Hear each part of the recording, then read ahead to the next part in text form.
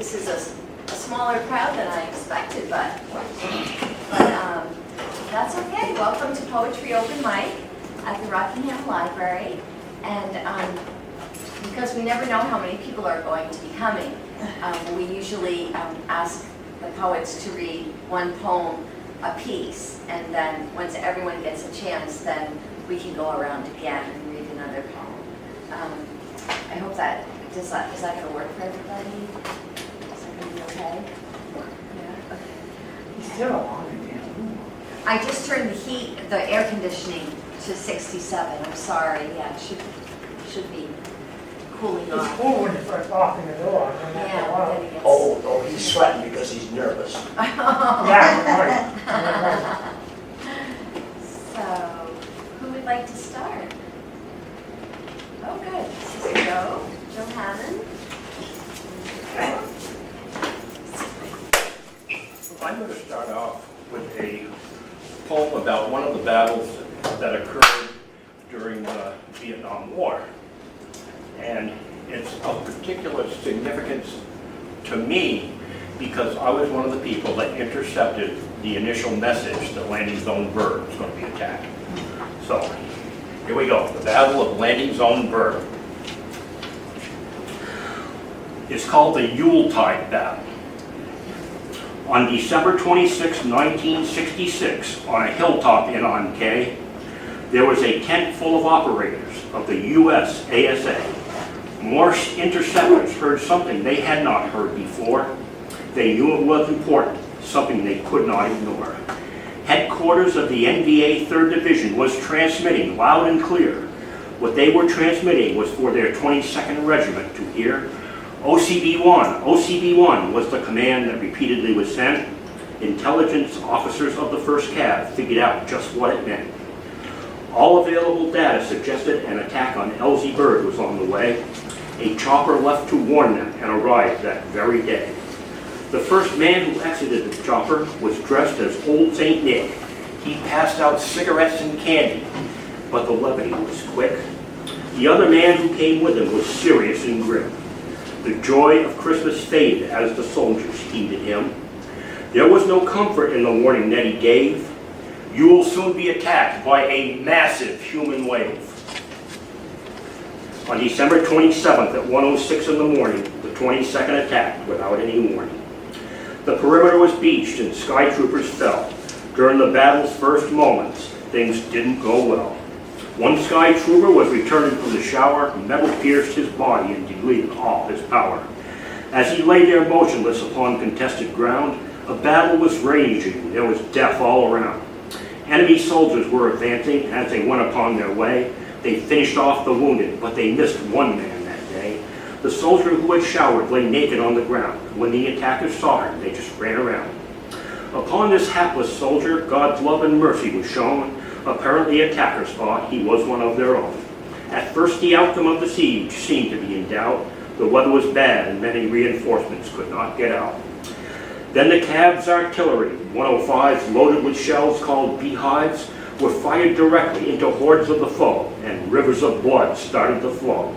There were times one round killed 30 men, then the guns were loaded and fired again. When the battle was over, the Cav had won, but there was still one job left to be done. 58 body bags were filled that night to be put on a plane for a final flight. Fools think that war is about winning and glory. Wise men perceive a different story.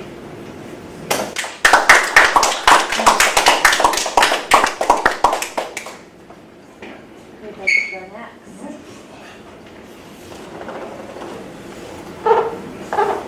Who'd like to go next? I'm going to go. Oh, good. Yeah. Okay. This is Dan. Dan, what's your letter?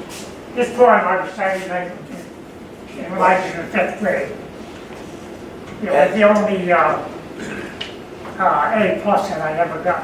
Oh, Probably no, wow. for 12th grade. Yeah, it was really weird because I was learning this poem and I see on the paper they had these movie was on the Opera House at the highway there. So I wanted to go to that. My parents said we didn't have the money, but I went and picked up bottles and I got enough money so I went to see the highway band. So I don't know if I can remember it all, but I'll do my best. Okay. Okay. When was the total darkness among the gusty trees, the moon was supposed to galleon tossed upon the cloudy sea. The roses lived in the moonlight over the purple moon, and the highwayman came riding, riding, riding. The highwayman came riding up to the open door. Over the cobbles, the cottage and plans in the darkened yard, and tapping the whip on the shutters, but all is lost and barred. He whistled the tune to the window, and who should be waiting there? But that's the landlord daughter, the landlord black eyed daughter.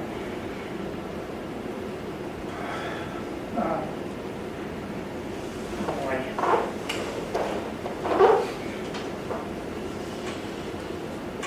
You can skip a little while. Yeah, just skip. Let me just find that area. Some problems.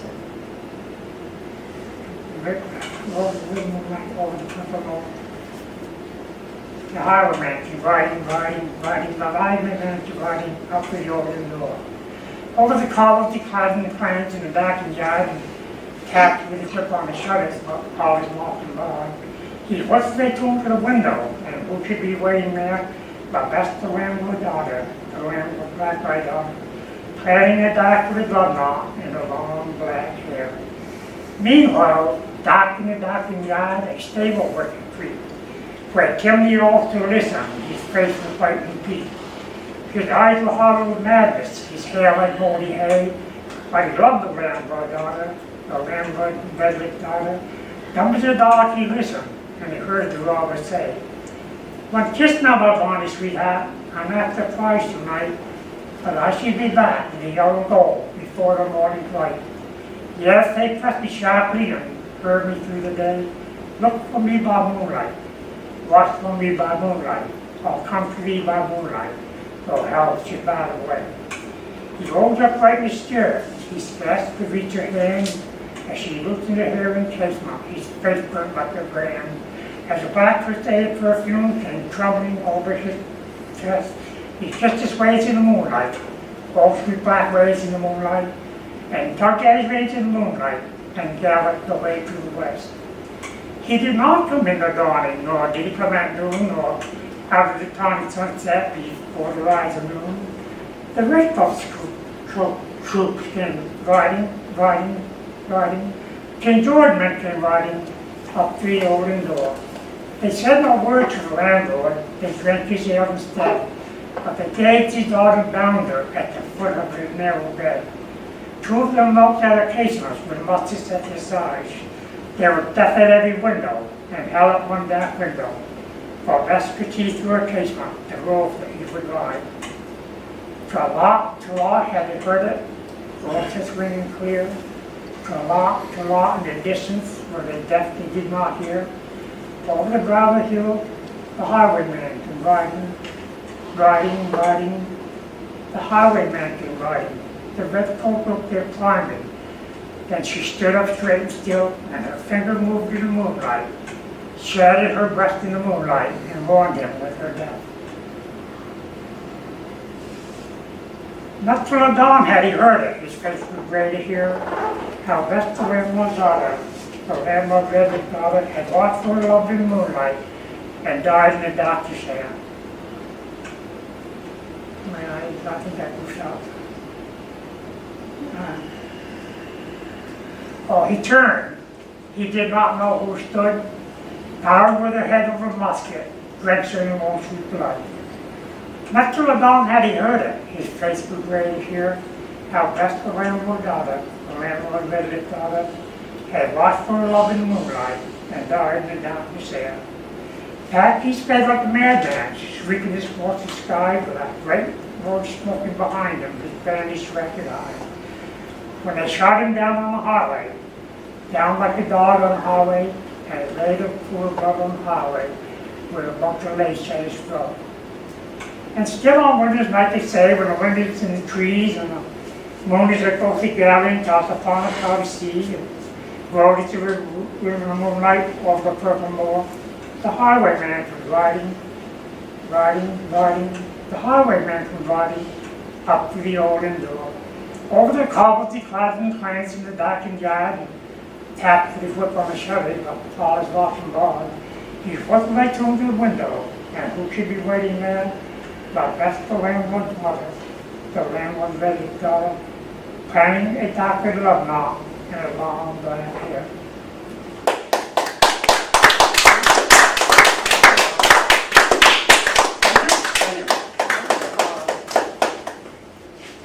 Thank you. Well, I may as well be next. Okay.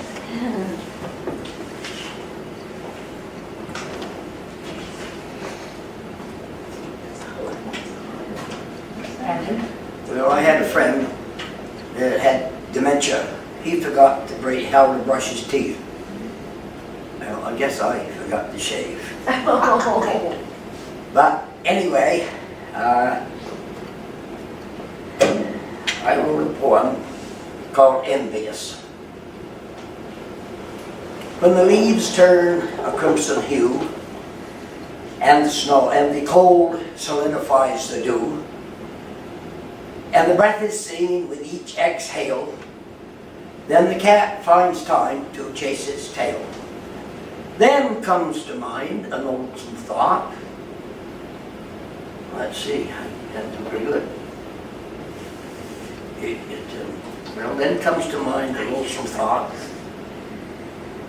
It's time to wave in envious awe to the kinfolks leaving for Florida.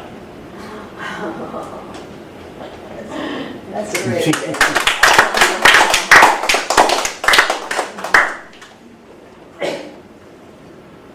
Who's next?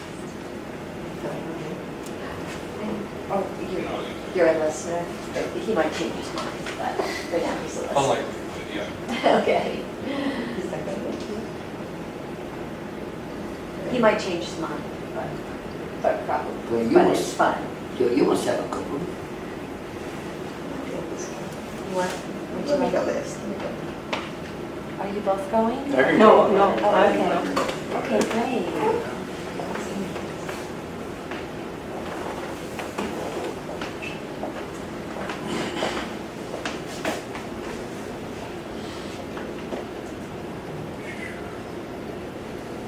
Now, this is from one collection I've done, The Lesser Children. It's an old one, but it's my Uncle Jacob. He was a soldier in the U.S. Army during the Italian campaign, and before that too, 1943 to 45. This is one for him from that collection. It's called The Horses.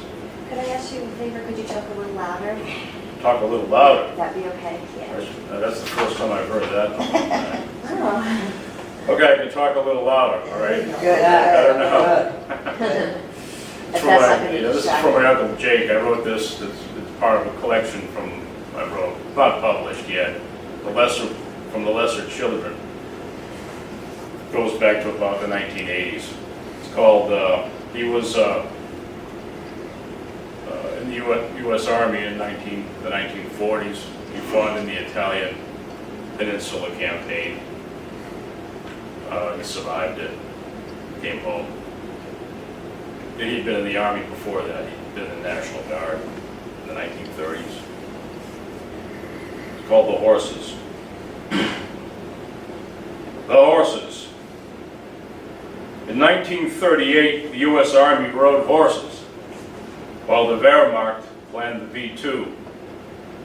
And afternoon strollers and the lounging men of the semi-pro Algonquian Baseball Club would watch the riders at Highland Fields from their bleachers as the sun set, doing dismount drills after stagey cavalry charges for wars that no longer existed.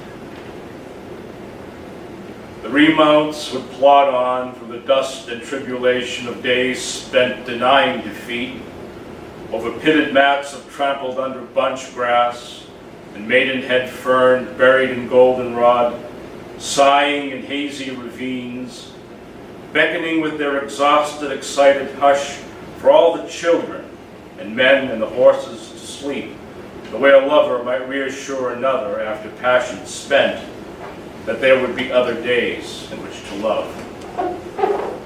Losing one day, my uncle quit the Algonquins and soon joined the army to be with the horses. And years later, he told me it was for them that he went, the horses.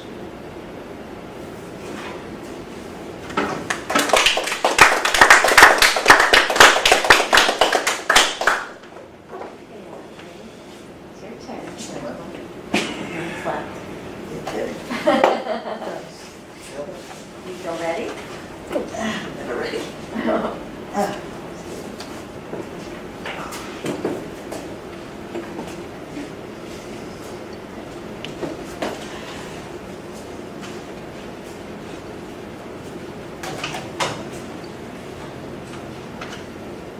Here, sorry. Thank you.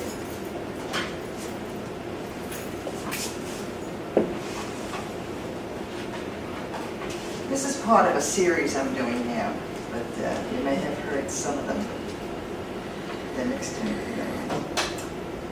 Father. I was raised by a father who taught me to question everything. But I live in a world that wants me to question nothing.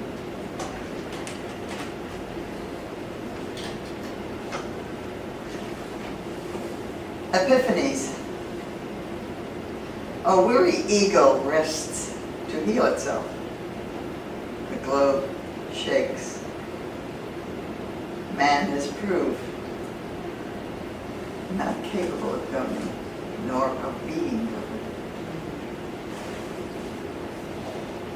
Audrey, why don't you do one more and then we're gonna take turns Okay. tonight. All right, all right. Why not?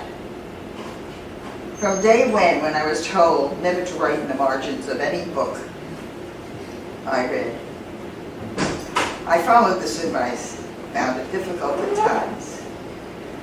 One day I broke free. My well-read collection of eclectic books are full of questions and display exclamation points, underlines, and codes, such as Q for quotes to memorize, or PH for an unforgettable phrase, or LET to contact the author. It filled a great need of mine.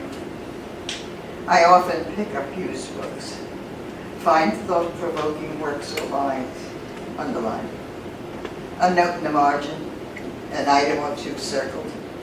They speak to me. I cherish my silent bond with the reader as I scratch off notations and sail through the pages.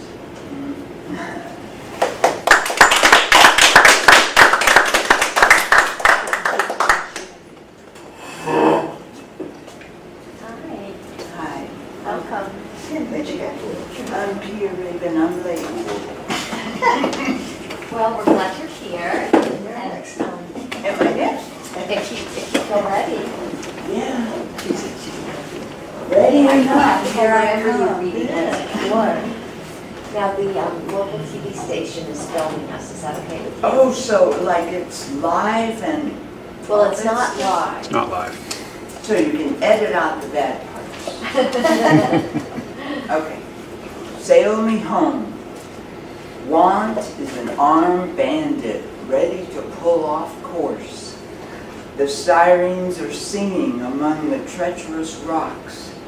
Keep right straight on, boys. Tie me to the mast, my God. Keep me from the robber with his clever ploys, his slimy reason. Wake me to the trial, lest I slip and rise no more. Hold me to your mission. Give me warriors at my side. Grip me with your strong love, and sail me home to thee, greatest one, to thee. How to move. Water tumbles smoothly, silky slippings.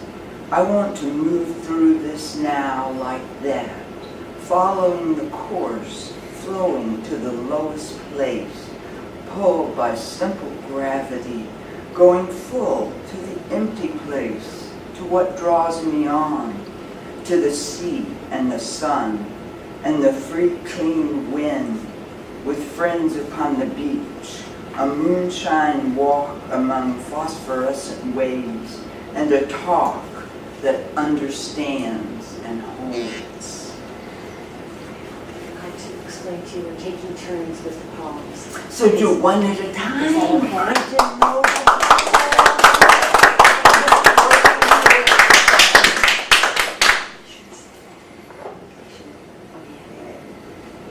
All right, so who was, oh, Joe, did you want to go? Sure.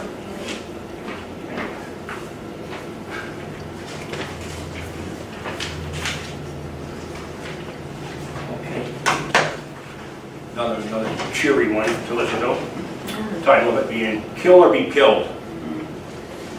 I was copying code with my headsets on. Suddenly, my balance was gone. I had to stretch to reach my mill, then I was up against it. It wouldn't sit still. Then a pair of hands yanked my headsets away. Incoming! Get to a bunker! I heard someone say. I was probably the only one there who didn't know what a bunker was or where to go. I grabbed a machine gun into a foxhole ran. The area before me I proceeded to scan. At an early age, my mother instilled, there are times when it's kill or be killed. Many lessons in life I have failed to save, but those words of hers I will take to my grave. We were poor and the U.S. was headed for war. She had some idea of what was in store. When I was 10, I was on the firing line of the NRA, shooting a .22 at targets 50 feet away. My brother and I, we learned to shoot well, and we both come home from where others fell. No matter what you do, nor how hard you try, if you're in combat, you still might die. The only goal worth striving for is to create a world in which there is no war. On that day, the machine gun was never fired. The enemy lobbed some mortars and then retired. It was a short attack, but when it was through, I knew I wouldn't hesitate to do what I needed to do. If it ever comes down to kill or be killed, and it looks like there's a grave to be filled, if I get to choose if it's someone else or I, that someone else is going to die.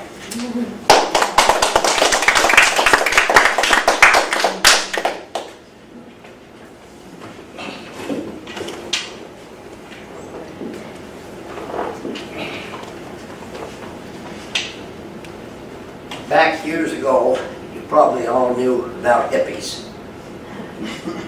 And of course I was invited to Thanksgiving with hippies. Not because I wore the mess of beads or no shirt and sandal, but they asked me to come anyway. So I wrote a poem called Hippie Thanksgiving. And I hesitated last time to recite it because I thought probably you'd think that I was a druggie. Well, I'm not going to tell you I am. But anyway, like our long-ago daddies, let's take a trip. But we won't sail o'er the sea. Let's go to my pad where the stuff can be had. We'll give thanks for the LSD. Thanks for the drugs that abound us. Thanks for the music we see. Thanks for the trip without a ship. Thanks for the LSD.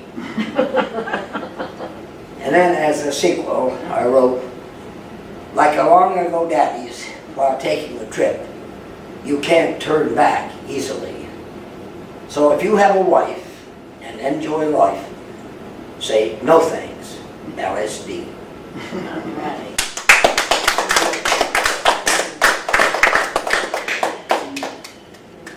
You would have sent that one out. Pardon? You would have sent that one out. Yeah. Magazine, To marijuana magazine. marijuana magazine. Yeah, That's right, Sure, yeah, that would sure. be a good idea.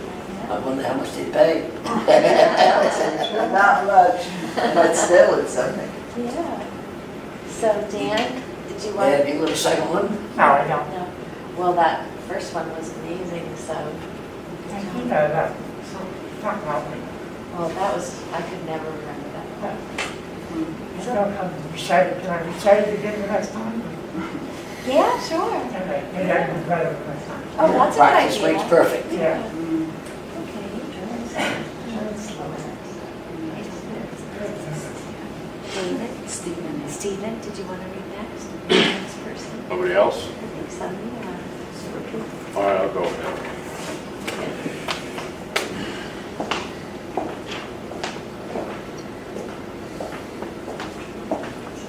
This is from the same collection. You know, a little bit longer. I think from the last time I remember people like to hear a little bit longer, more expression rather than, you know, the word choice and rhyme. This one is also from the Lesser Children from about 1980 something, written in Canada. Now the Inuit have 11 words for snow. So this is called Reflections on 11 Words for Snow. It's about finding arrowheads. Reflections on 11 words for snow. They say once you find one, that you take on the spirit of its maker.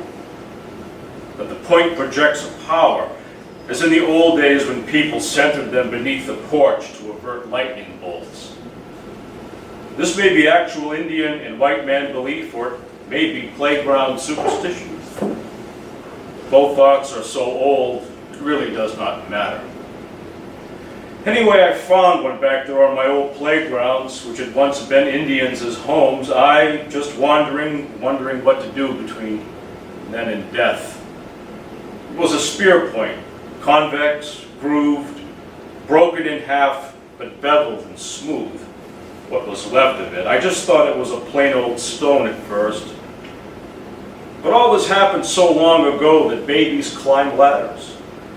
Christ let out his final breath, and his head dropped off to one side. Samuel Johnson rocked his chair and shouted a phrase that offended Goldsmith, Hitler. Hitler scribbled the final words to Mein Kampf in his jail cell, and then Lucky Strikes went off to war. Yes, they went off to war. And all that while, this spear point, crimped hunk of what Harvard professors called Marblehead Feldspar, lay in this terminal moraine in eastern Massachusetts. I had all these profound thoughts, figured that some Indian must have just tossed it there broken after a day's hunt until nighttime when the dream came. It was blackest black down there in the nearby swamp below the terminal moraine. Blackest black, and he was there, you know. It was on the small fork path leading away. It was humid, hot and cold as a grotto, moist as salamanders, red, stiff, and humping in the night. And fear was as present as its presence on a dog's tongue. Then the sharp red flash, it got broken.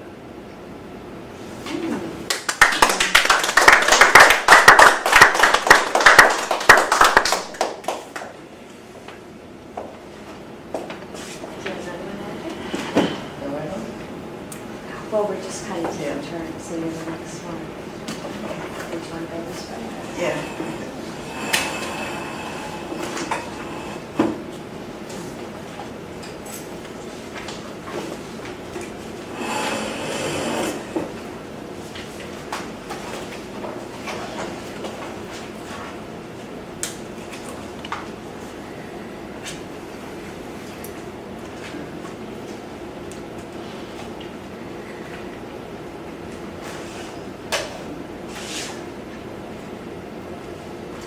Dear Mr. Mechanic, you've been there for me all these years. My car always safe and ready for inspections. Your doors always open for emergencies. Your public relations genuine, exemplary. And I always pay my bills on time. But it's time you keep your fingers off my radio settings. When I leave your shop, enter my car and turn the key, I'm jarred with heavy metal shrieks, none to my liking. My anger goes off the charts on the ride home, when I have to reset all my buttons. I miss my talk shows with their interesting dialogues. All the things I agree, disagree with, or anticipate. The magical tunes that accompany me, the weather predictions for the week. Be nice. Use your video. I know you've got one in your drawer.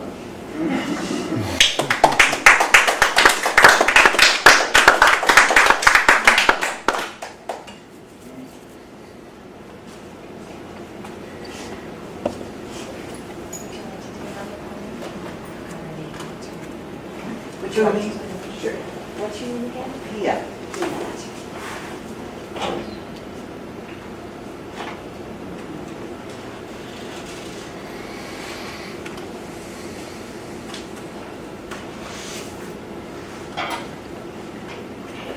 As the dark fell, it began to rain.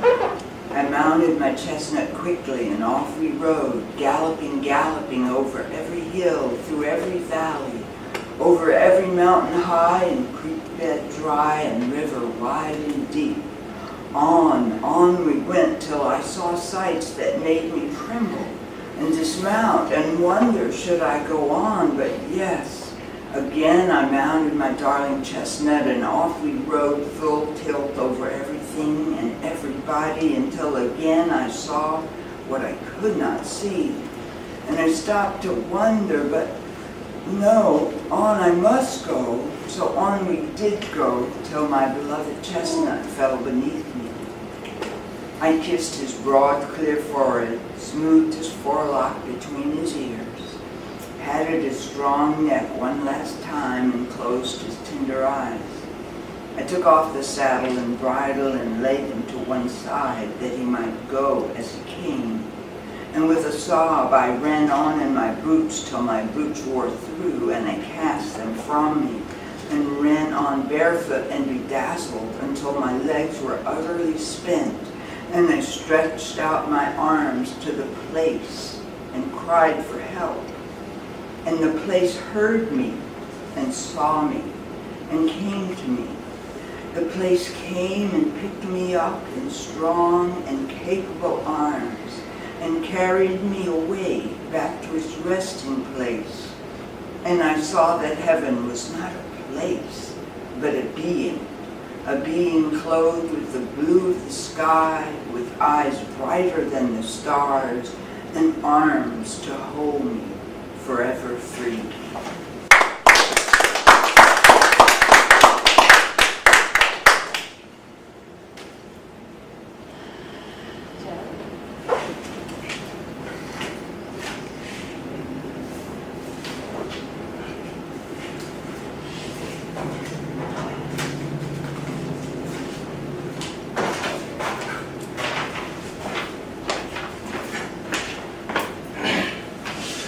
After I got out of the military, I went and got my BA at Johnson State, and I got my master's at Springfield College. Then I went to work at the Maximum Security Prison in Windsor, which closed in 1975.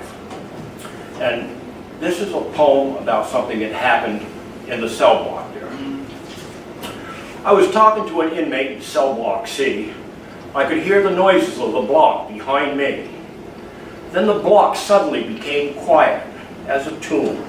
Out of the corner of my eye, I scanned the room. I could see a slingshot close to my head. If I didn't move fast, I'd probably be dead. As I ducked, a chunk of steel almost laid me low. Almost only counts with bombs and horseshoes, as we know.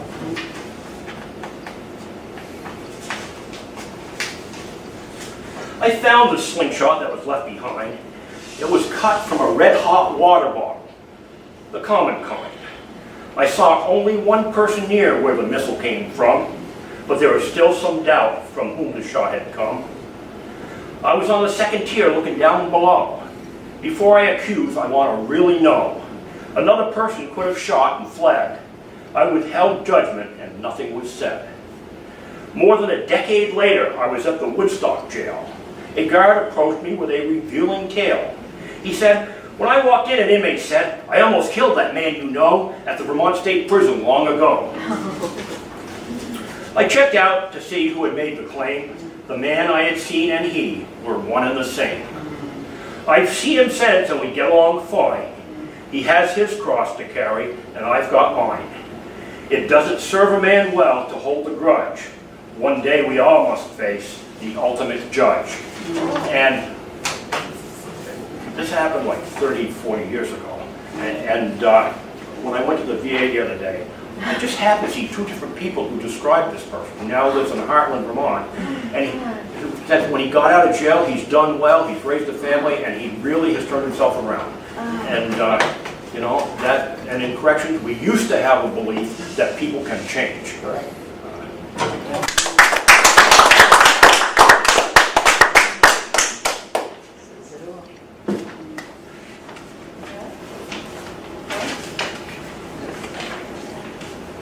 I don't have anything new, but I'd like to recite that one again that I botched up the first time. Oh. When the leaves turn a crimson hue, and the cold solidifies the dew, and the breath is seen with each exhale, the cat finds time to chase its tail, then nestles in a cozy spot. Then comes to mind a lonesome thought. It's time to wave in envious awe to the kinfolks leaving for Florida. I left out my favorite little bit when the cat finds a cozy place. Oh, yeah, right. You know, he's all done chasing mice. Thank you.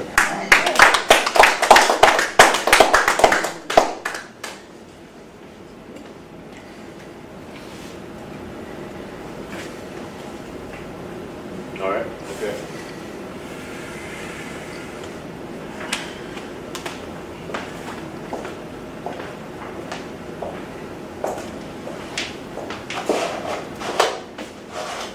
Anyone been to Greece? What? They have up in the Parthenon, they have statues, and some of them are ancient again. They're so old, they get, you know, the stuff is like acid rain or something from it actually causes this, the marble to start to fall apart. So some of these statues were there, and they have these mouths that are open and sometimes making expression. It's like they're throwing up black.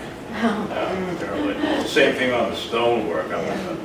This is way before they were starting to restore it. Well, they were restoring it then, but they hadn't blocked it off. So I got a chance to climb up on the steps and all that. I never went inside. And does anyone know about what happened in there, about the Parthenon, they had actually some beautiful marble statue, sort of like, what is it, inlaid stonework called, this carved, it's called entablatures, right? They were stolen by a British diplomat right before the Turkish and Greco-Turkish War in the early 1800s. Christians against the Muslims. And they've been trying to get those things back. It was Lord Elgin who stole them, and so the Parthenon, the Greek government still wants all that back. We still haven't got it back. A little background on this one. This is also from The Lesser Children. Another poems. Let's see if we can figure out what I'm talking about. Parthenon. The first time I saw the Parthenon, it reminded me of my parents' wedding dish set. So pale, chipped and worn looking under a sun pouring in through the kitchen windows back home it could have been. And wet from all the washing marks 50 years leaves that for many a day for them must have seemed like 1,000. And I saw the chips, noticed the cracks, the results of minor thunder, like so much Turkish gunpowder exploding in it and around the heart. The heart and as many missing things as time could take, leaching out the colors and the clay like Elgin lifting friezes from their entablatures, dishwater, soap, the wedding ring of darkness and a mouth wanting teeth. Then I embalmed the structure with my fresh smile and Kodak film, and effortlessly I climbed its steps and posed while someone else took a picture of me.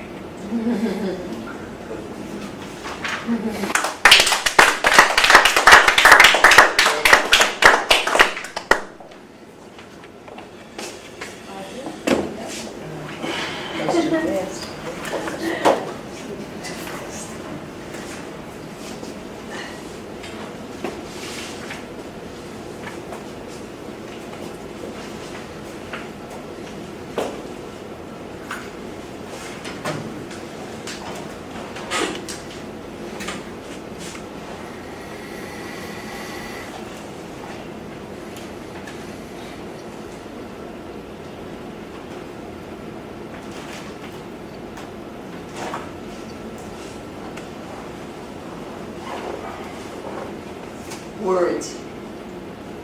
Words build governments, cause them to fail. Let me start it again, please. It's all wrong. Words. Words build governments, cause them to fall. Created people, cause them to fail. Tossed thrones, some nations in the world, into fits of wisdom, enable them to reach high goals and dreams, as well as topple them. Words, notions, neatly packaged in 26 letters.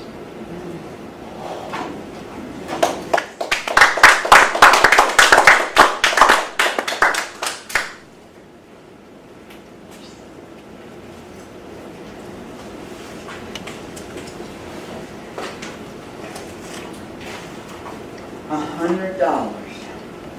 I would like to take this poem down to the poem store and get $100 for it. Except down at the poem store, they are pretty highfalutin and don't like to give out no $100, even for a poem as fine as this. If and they did, I could stay home more days and write more good poems and not have to pull weeds and shovel manure. But except it's good for me, the physical labor I mean, and being outside in the sunshine and rain. Only some days I want to sit and think and dream and write beautiful words in wandering line and sail to foreign lands and see strange and awesome sights in my mind. Only it would be good to be able to get paid for it because I could do it more often and less weed pulling, because sometimes at the end of the day my feet do kill me, and $100 is a good price for this poem, I think.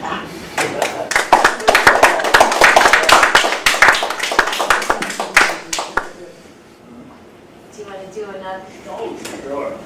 Okay, great.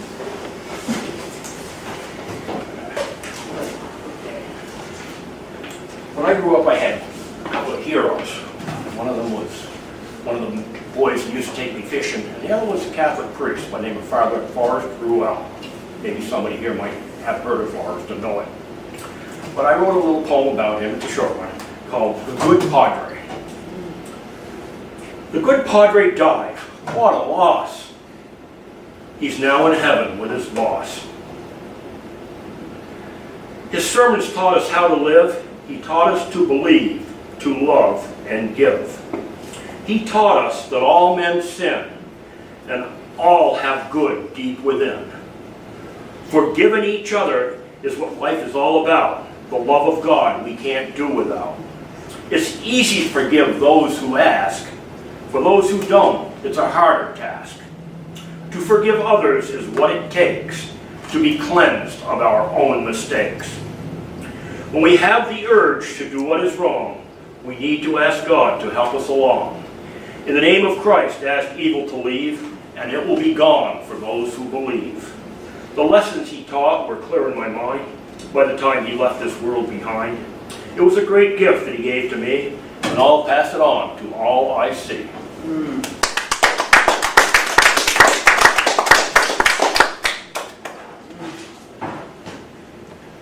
Great, do you have another poem you want to share? Oh yeah.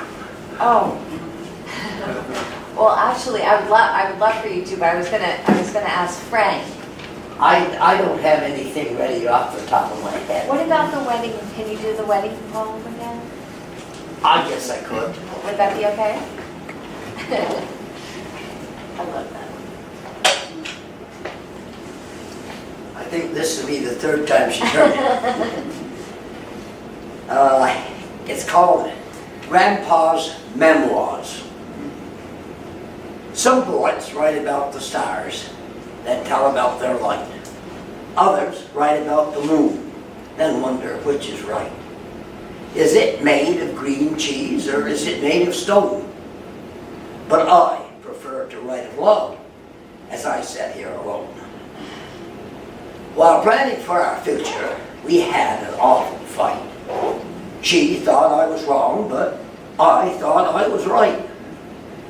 Then she told me if I loved her, I would buy a wedding band. And before the first snow fell, I would place it on her hand. But I said, I think the spring will be the perfect time to wed. And she got mad and she told me, I wish that you were dead. Is it better to have loved and lost than never loved at all?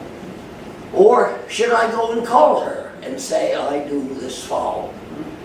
For if she loves me as I love her, it's such a simple thing. Because all I'm really needing is the cash to buy the ring. Now, being Grandpa's memoirs, you know how that turned out. He did find the cash. Thank you.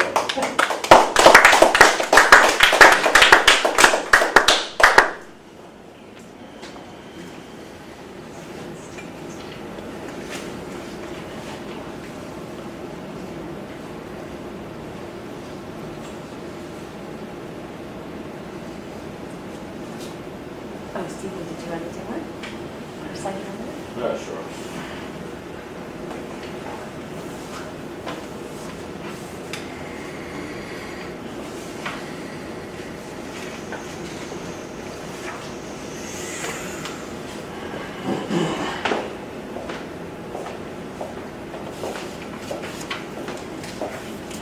Yeah, this is going to be a complete change here. These are much newer. And they're shorter, a little bit more concise, and they wrap around an allegory called the Lion. In fact, that's what they call the Lion poems. So each one ends with some kind of a little ending which talks about what the lion sees. I don't know much about, I'm not Jewish, but there's a thing called the Kabbalah. And I don't know if I know one rabbi named Kushner, he's from Massachusetts. This sort of fits something he would have said, kind of in a comfort lecture or a comfort explanation on the metaphysics of Revelation. This is, and I don't give titles, this is called, I'll give like Death 1, Life 2, Love 3. This is called Death 2. In cancer wards, black bile and blood to see, you want for a sign of God's design. An accident site, deceased spouses, brains splattered, screams fit for slaughterhouses. The gentle message Jesus seek. Do not. You are not among those chosen. As the road winds, your stops to pause await you along the bed. So goes Lion, your traveling friend.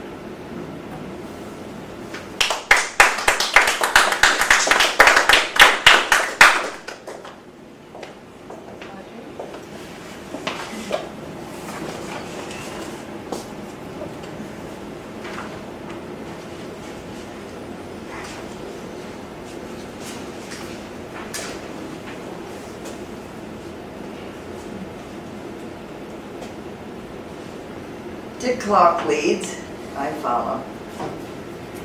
At 75, I watched a parade of reruns on TV. A dance team livens up the screen. I leap up, join them, my arms fly out, fists beat the air, feet tap, I belt out a few tunes and sing. Line up with the dancers and tap the book and wait on center stage. Others sit, let memories gather, and hope their dwindling coins will cover their days ahead.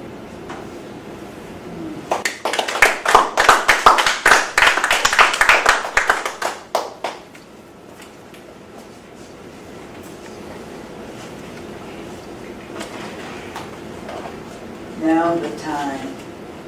It's not the time to stand and gaze upon the future.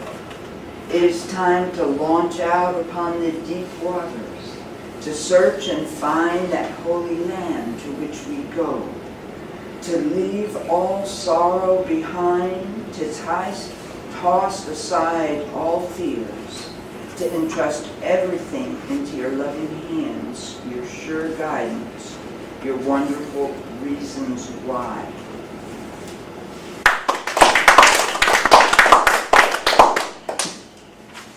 Well, it's almost 8 o'clock. I wouldn't mind doing another round. How about everybody else? Would that be good? Okay. Go ahead, Jeff.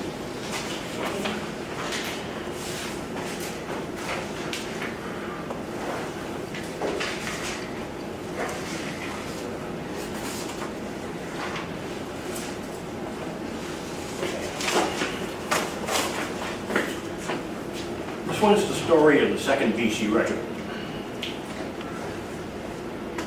In harsher days than I've known before, a yellow patch with a horse I wore.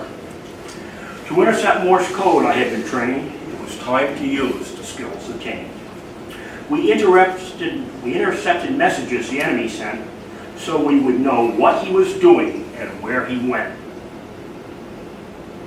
From one point, you can determine a transmission's direction. From 2 points, there's an intersection. From captured documents, we could extract frequencies and call signs that were exact. The 2nd VC Regiment I was assigned to copy, the signal was weak. At first, my work was sloppy. As time went by, I slowly learned. Habits and sounds could be discerned. Their transmitter I could recognize, their operator's thinking I could surmise. When interference would block his sound, for 4,700 kilocycles he was bound. He used a code that was much his own, 5 1s and 5 9s, and who was sending was known. Then there came a day when the 2nd couldn't be found. The 1st cav searched all around. Weeks went by without a trace. They couldn't find the 2nd anyplace. When he was scheduled to be on the air, I went to 4,700 kilocycles and waited there. Then one day, as night was falling, I heard a familiar transmitter calling. My traffic analysis called the direction-finding plane on its course, which precisely located the transmission source. Who it was became evident when 5 1s and 5 9s were sent. Sky troopers of the 1st Cavalry moved in fast. The 2nd VC Regiment was trapped at last. In the battle that ensued, the 2nd VC Regiment was subdued.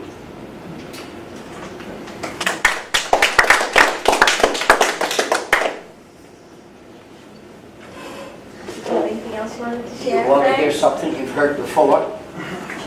Oh, sure. Yeah. I love all the poems. I have other poems, but I haven't necessarily memorized them. But this one is called New Hope. When I was just a little boy playing on the farm, I never thought of dying or coming to any harm. But then one day I realized this happiness would end. I went running to my mother, my best and dearest friend. I showed all my emotion. She soothed my weary brow. The very words she spoke I don't remember now. But we talked about our dying day and about the worldly strife. How glad I was to hear about everlasting life. I went back to playing, new happiness I'd found, to know it need not be the end when they lay you in the ground. Later on we talked about how God will judge you fair, and about the do's and don'ts that we might enter there.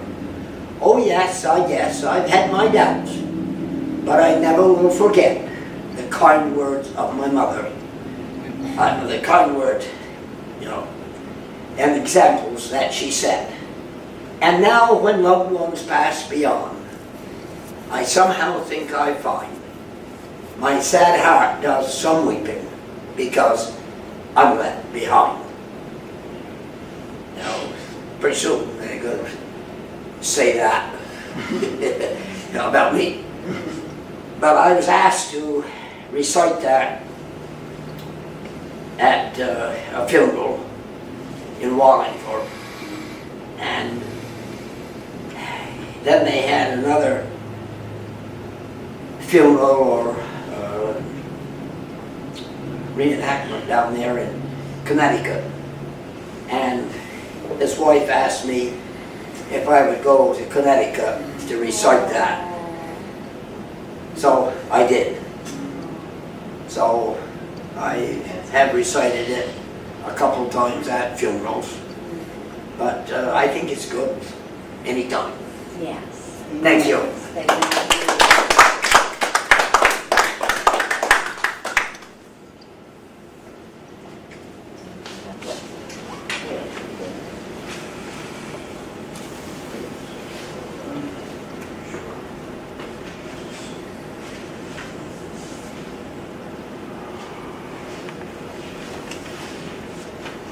This young fellow over here on the far right, is he a poet? Just came to listen. Yeah. Just came from Brazil. Any reaction? I like it. You like it?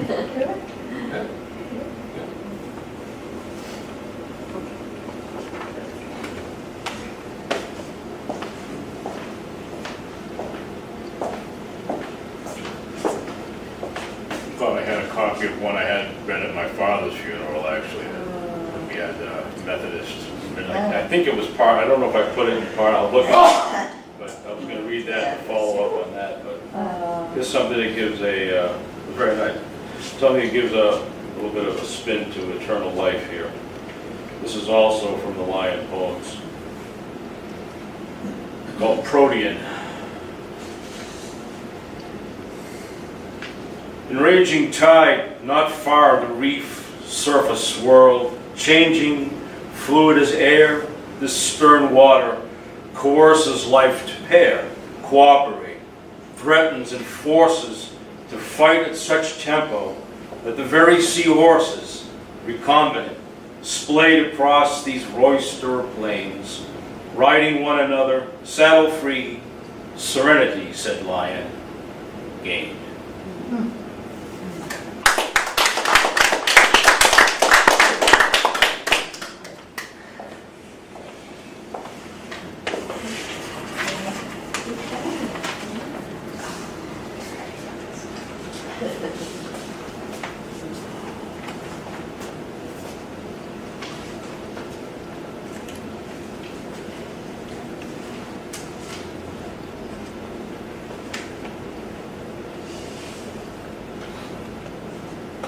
What did the Creator have in mind when he, she, it designed this species? The haughtily commands all about it. This gauzy bubble of little substance composed of universal detritus that breathes in self-polluted air, expels bitter self-designed toxins from minds and hearts, that hears nothing but the clamor of rusty chains, an entity that adorns himself with metals and fluff, and whose needs exceed reality.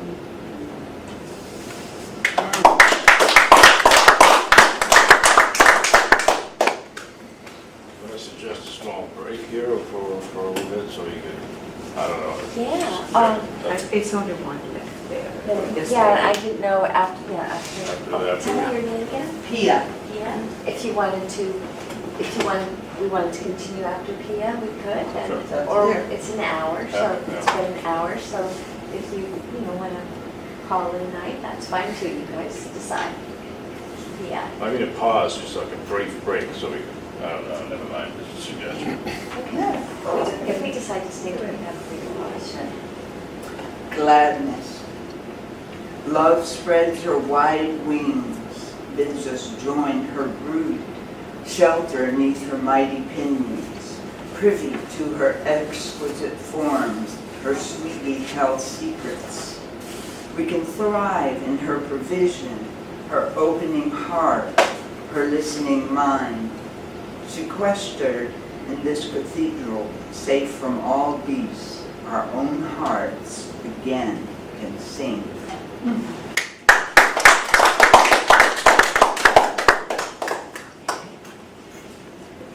If we could have a pause and do one more round if you'd like, what would people like to do? We have have more poems you want to share? Well, when are we going to end? Is it going to actually end in another? There is no end. There is not. It's an all-night thing, you know that? I got a light one to end up on. Okay, if that's fine, yeah. This is, I don't know if you guys remember, a while back, there was the 4th of July parade and somebody took a pie and put it in the face of the governor. Anybody remember when that happened? Okay, so this is, the title of this is, it was written shortly after that. Yes, Virginia, Santa is in the slammer. Santa sat on his bunk shedding rivers of tears. There might be no toys for children for a couple of years. Santa pied the governor with a custard pie as he attended a parade on the 4th of July. Now Santa's in the slammer doing hard time. It's only fair that he pay for his crime. All the little children will just have to wait for Santa's parole officer to let him go out of state. Santa will miss this year's stay at the North Pole if only he'd just given the governor a big piece of coal. The message sent would have been the same, and he wouldn't have inmate preceding his name. Mrs. Claus will have ham turkey and perhaps a pork chop. Poor husband Santa will consume prison slop. He won't sit by the fire sipping wine and patting his pooch. He'll be lucky to score a few swallows of homemade hooch. When one looks in the sky, there'll be no sleigh in sight. Poor old Santa will be locked in for the night. Then a time will come when once again things will be right, and we'll hear from the sky, Merry Christmas to all, and to all a good night.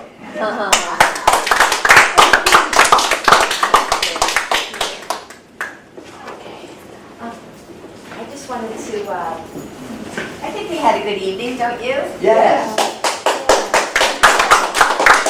I love the variety of everyone doing something different. I just wanted to mention that on Monday, September 17th at 6 p.m., we'll have a poet here named Michael Palma. And I guess he's pretty famous. We have one of his books in the library. And I thought I would just read a little bit. He writes poems about cats who love themselves with your hand, pigs who grunt and root in their tight little shoes. I like that image. Poems about dancing, offer a hip to the air, flip and revolve, rain in your fingertips, and poems that challenge the norms. Respect the setters of standards, the justifiers, whose reasons are the same as their desires. Get ready for a new look at weather, war, love, and so much more from this poet's unique perspective. That sounds So good. you'll be able to come to that. And thank you all for sharing. Can I look at? Yes, absolutely. Come on up. I'm tired of getting up. I'm sorry.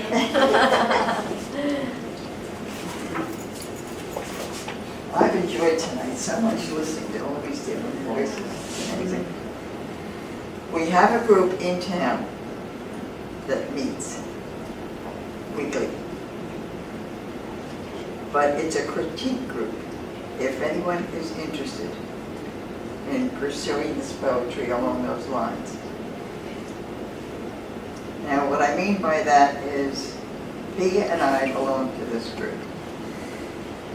And when we get, we have 4 in it at the present time. We've had as many as 8. It constantly changes numbers depending on people's lives and what they have to do. And we'd be happy to have you come in and sit with us if you're interested to see what we do and how we do it. And what day is that? And it's on Tuesday nights at Subway's, right in town. It's at 7. At 7 o'clock. Every Tuesday night Every Tuesday night at the Subway. at Subway's. In the back. Oh, that's good. We have it all to ourselves, little corner to ourselves. And we've been together since 2000, 2001. Wow. And people have gone in and out and in and out. We've had different people involved. And we do poetry readings ourselves at the bookstore or upon request anywhere at different libraries and things. And we'd be happy to have you drop in and see what we do and how we do it, if you're interested in pursuing that line.